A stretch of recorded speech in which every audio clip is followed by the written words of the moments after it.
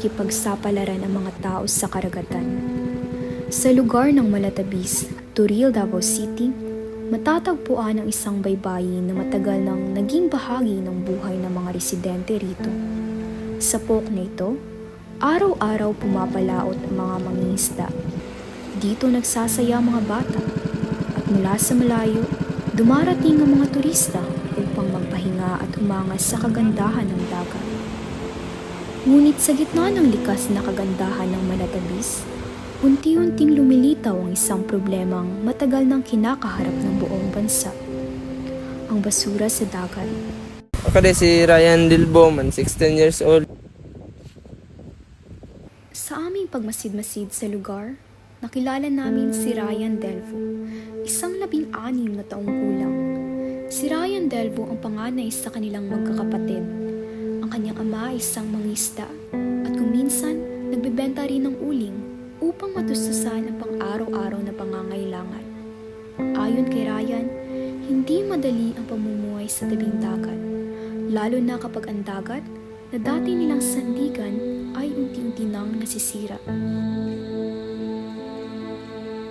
Dili lalim kuan kay sayo kag mata man side ugay mo makauli sa balay kay kuan say masabot sa mga bato.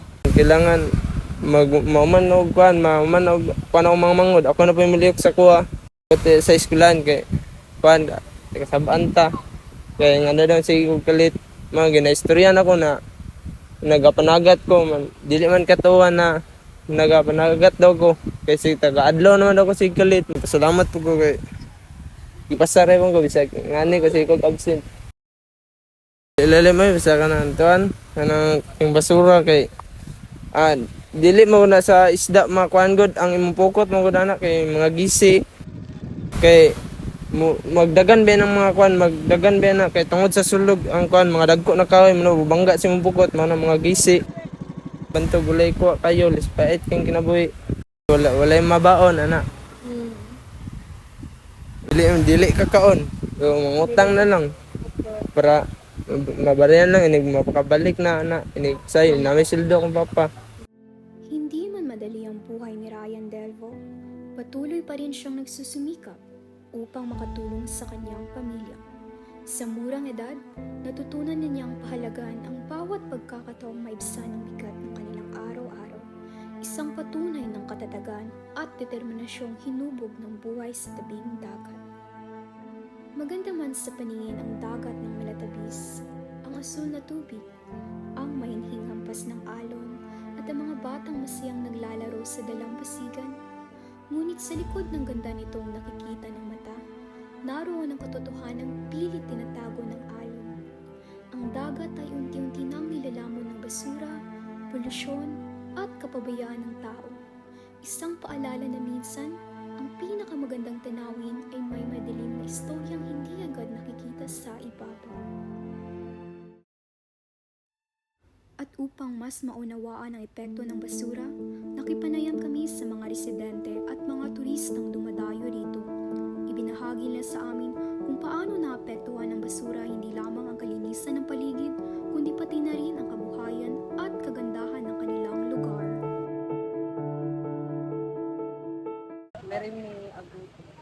Sa Malatabis, araw-araw ay laban para sa kalinisan. Isang residente ang nagsabi nakakapagod na raw ang patuloy na pagharap sa mga basurang nagkalat sa kanilang paligid. Araw-araw silang naglilinis, ngunit tila walang katapusan ng hamon. Dahil sa malakas na hangin, muling nagbabalik ang mga basurang kanilang pinulot. Dagdag pa niya, sa tuwing bumabaha dumadagsa ang mga basura, kasabay ng pangambang baka tuluyan ng maglumok sa dumi ang kanilang tahanan. Kapag taga-abog siya, okay, gusto niya. Para masog na mga sa kanang wala lang kanang naay maglimpyo diri. Workers, good po. Abot gani diri kay kasagaran na aman sa tungoy ra. Kami diri kami na nag-maintain kay wala man what diri. Pag matangan po kayo, ano po, yung chance na magbigay ng demand po, saan yung gina-wish na para ma-clean po yung mga basura? Okay raman sa mo ah. Nay mga basura nga mga kami lang. Sarili lang na mo. Dili mi ingon nga mo dagan pa mi sa kuan barangay may wala. Kami lang diri nga mga residente sa Daplin. Naana dagid ni madako mang balod basta okay ra nga makita na mo nga murag dili kayo damage o okay lang kasi magdagan-dagan ka mga pilay pa. Hindi lamang mga residente ang madalas narito, pati na rin ang ilang turista ang dumadayo sa lugar na ito. Turista. Ayon sa kanya, tila walang nagbabago sa kalagayan ng Malatabis pagdating sa mga basura. Dagdag pa niya dahil sa dami ng kalat sa paligid, madalas daw siyang magdalawang isip kung maliligo pa ba siya sa dagat. Dari jud nagpuyo. Sa mga basura nga kasagaran nga mga ngadto diri sa inyong kuan po, sa inyong dagat. Kaning number 1 kining kuan plastic. Kaning mga kahoy nga gikan sa lasang gani. Mostly kuan lain murag naanad lang dari ba. Kanang kasagaran ginalabay sa Daplin gani nga kanang maanod nakasagaran na ginabalot sa silopin na naka individual para sa bottled water na ginaana ba. Regarding maintenance na may daga pahigayon og kaning community service nga para sa inyo nga school gani pero dili perminti. Kuan lang nila ba murag clean up drive gani. Regarding og kanang dagalimpyo murag dili gid ko makaingon og kami kay ako trabahante man ko kaning ni absent lang ko ba. Sa basura jud nay daga pahigayon og bayanihan magdala og sako pero dili jud nato malikayan nga nang para sa nang karong adlaw nag clean up drive pagkaugma na ana pod kay ang basura pag high tide o kanang daga ulan taob darib dagsa klase ba. Araw-araw nilang nasasaksihan ng mga plastik na nagkalat sa kanilang paligid. Sa buhangin na dati pino at malinis, at sa tubig na minsang malinaw at asul. Sa bawat hampas ng alon, may dalang mga basurang inaanod mula sa iba't ibang lugar. Plastik, bote, styrofoam, at kung ano-ano pa. Unti-unti nitong tinatabunan ng ganda ng baybayin, at kasabay nito, pati ang pag-asa ng mga taong umaasa sa dagat para mabuhay.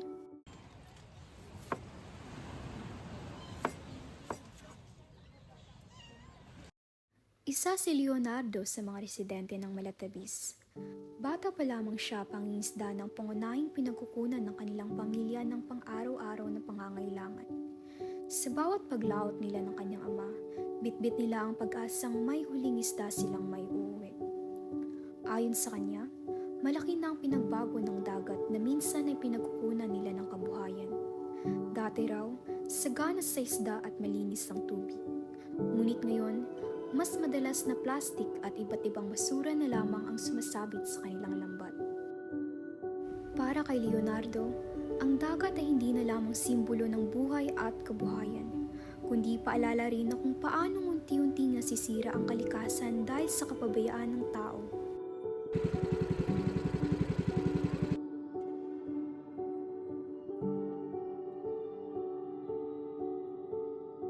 Dali ba nga kung kumain? Kanang isda po nga na kaon na basura, Wala po dire. Parte dire kay kanang kuan manggod. Dili manggod dagko ang mga isda nga makuha namo dire. Samaan na kung maglaod ka dito sa laod ana mga barilis makakaon gid ng mga trapo ana. Pero kanang dire lang gagmay lang ang mga isda dili wala dito makain ka mga kanang kaon sila mga kwandra. Ang makaon po nila kanang gagmay lang ang isda para ng mga bulinaw. Mo na kaunong po sa mga isda lang baktin. Pero yan sa laod wala ka ng basi pa ka ng mga barilis kaya ka ng mga kwandra mo balinga ana mga pating mo na makakaon sila mga trapo sa mga makakaon nila mga isda ba. Kung tagaan og grasya sa Ginoo sa isa ka libo sa isa ka law usay wala pod ana naitag 500 200 ana di magpareha ang panahon. So kami diri pod nga napod mi sakop sa barangay nga alos dili na mi lingiun diri god. Mo na nagproblema mi ana sa ilaha ang taga barangay kay nganong pilion lang ang tao manggod. Kami diri dili mi taga barangay, dili mi sakop sa barangay Lisada. Mo na makakuan mi kay katong pagbalod-balod dire nga na panan mi sa kuanggod mga bulan siguro wala din may tuition to ba. Nangon sa man namon na may mga kalamity wala sa pikas gihatag wala din dapit, dili mabot diri. dili na. Daghan yung basura. Manglutaw sa dagat. Hindi na maihap kay 17 anyos ko na sa dagat. Ang panagat. Kuha naman. Marag sugal ba baboy na say. Usahay daghan pod, usahay gamay ra. Sa unang panahon wa kay ingon nga liguli nimo kay kuha kay daghang mga isda. Karon ang isda na ginuto na. Nihit na kayo. Na usahay makakuha ka na usahay wala pod. Dahil sa una karon kay sa una managat ka pwede ka mangutang daan. Kay tungod sa daghan sa isda. Ay nagaano po, nay naga-volunteer, nay mo abutan sa barangay Na. para mag Say kamera. Oh, manod man na siya. Kailangan alagaan jud ato ang dagat kay diam tanang inabuhi. Buhi yung pamilya. Ay, nag-graduate ra ako. Graduate ako mga anak-anak sa high school. 5 ka po. Managat ra. Si Alberto Alcazar ang nagpapatunay na kahit gaano man kahirap ang buhay, basta't may pagsisikap at determinasyon, walang imposibleng mararating. Araw-araw siyang pumapalaot sa dagat, umaasang sapat ang kanyang huli upang maitawid ang pangangailangan ng pamilya. Dahil sa kanyang pagsisikap, napagtapos niya sa pag-aaral ang kanyang mga anak, isang tagumpay na bunga ng pawis, pagod at pananalig. Ngunit sa likod ng kanyang kwento ng tagumpay, naroon din ang pag-aalala. Ayon kay Alberto, kung magpapatuloy ang polusyon sa dagat, baka dumating ang panahong wala ng dagat na mapagkukunan ng kabuhayan para sa mga susunod na henerasyon.